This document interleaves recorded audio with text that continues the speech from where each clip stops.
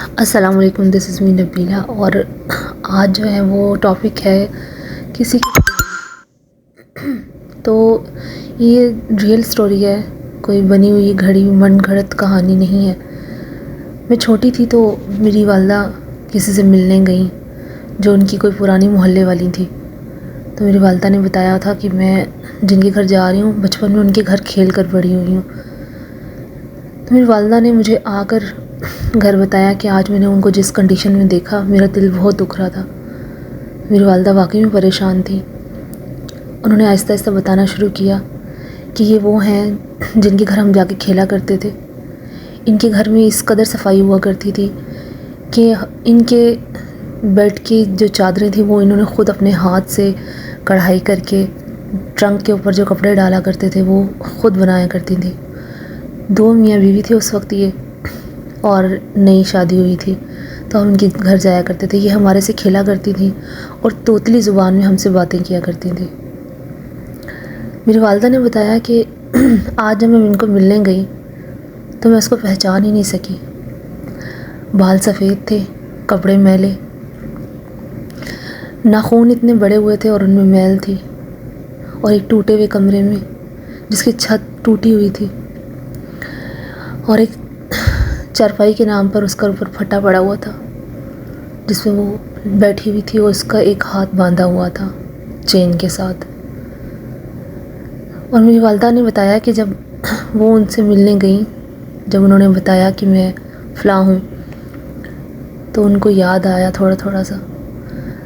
تو اس نے سلام کے بعد جب بات کی تو میری والدہ نے بتایا کہ وہ سچ مچ توتلی آواز میں بات کر رہی تھی، توتلی زبان میں، جس طرح وہ بچپن میں مجھ سے بات کیا کرتی تھی.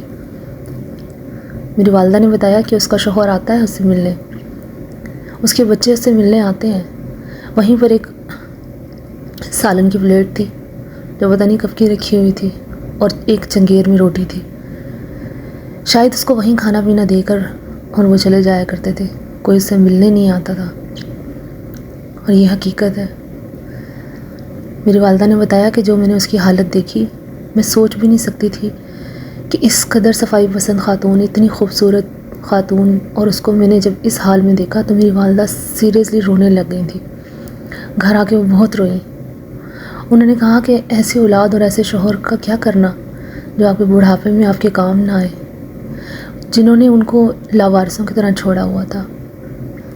اس خاتون کے بال گندے، کپڑے میلے اور پھٹے ہوئے، اور ایک تخت نما چارپائی پہ وہ سو رہی تھی، ہاتھ بندھا ہوا تھا اس کا. مجھے اس بات پہ حیرت ہوتی ہے، زندگی میں ہم لوگ ٹھیک ہوتے ہیں، تندرست ہوتے ہیں، جوان ہوتے ہیں تو ہمارے ارد گرد سب ہوتے ہیں، اور جب ہم بوڑھے ہو جاتے ہیں، جب ہم کسی کام کے نہیں رہتے تو ہمیں ایک کونے میں پھینک دیا جاتا ہے. میں صرف یہ بات خاتون کے لیے نہیں کہہ رہی، میں ان مرد حضرات کے لیے بھی کہہ رہی ہوں جن کی اولاد نے، جن کی بیویوں نے، جن کے بہن بھائیوں نے، جن کے رشتہ داروں نے ان کو لاوارثوں کی طرح چھوڑ دیا اور مڑ کے کبھی پوچھا نہیں. اس کے بعد گھر آنے پر جب میری والدہ رو رہی تھی تو وہ مجھے بتایا کرتی تھی کہ ہمارے سے کھیلا کرتی تھی، توتلی زبان میں ہم سے باتیں کیا کرتی تھی، اور ہمیں چھوٹی چھوٹی چیزیں سکھایا کرتی تھی. یہ اتنی خوش اخلاق خاتون تھی کہ سارے محلے والے ان کے گھر جانا پسند کیا کرتے تھے. اور آج جب اس کو اس کنڈیشن میں دیکھا تو میری والدہ بہت رو رہی تھی. تو میری والدہ کو شاید یہ ڈر تھا کہ کہیں جو ان کے ساتھ ہوا وہ میری والدہ کے ساتھ بھی نہ ہو. غرض یہ کہ میری والدہ نے ہمیں بتایا کہ اپنے والدین کو اور اپنے پیاروں کو لاوارث نہ چھوڑیں، ان سے محبت کریں، ان کو توجہ دیں، ان کو ٹائم دیں، کیونکہ کل یہ وقت جب واپس آئے گا نا تو یہ آپ ہی اس کے شکار ہوں گے.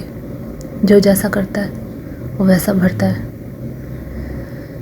اس خاتون کا اس کے بعد کیا ہوا یہ مجھے نہیں پتہ، کیونکہ اس کے بعد میں موقع نہیں ملا اور میری والدہ دنیا میں نہیں رہیں، ان کی وفات ہو گئی تھی. تو اس بات کا مجھے نہیں پتہ کہ اس خاتون کا کیا ہوا، وہ زندہ ہے نہیں ہے، کس حال میں نہیں ہے. نہ جانے کیوں آج ویسے ہی دل کیا کہ میں یہ سٹوری شیئر کروں ان لوگوں کے ساتھ جن کے بڑے بڑے حیات ہیں۔ اس کے ساتھ مجھے دیں اجازت، اللہ حافظ۔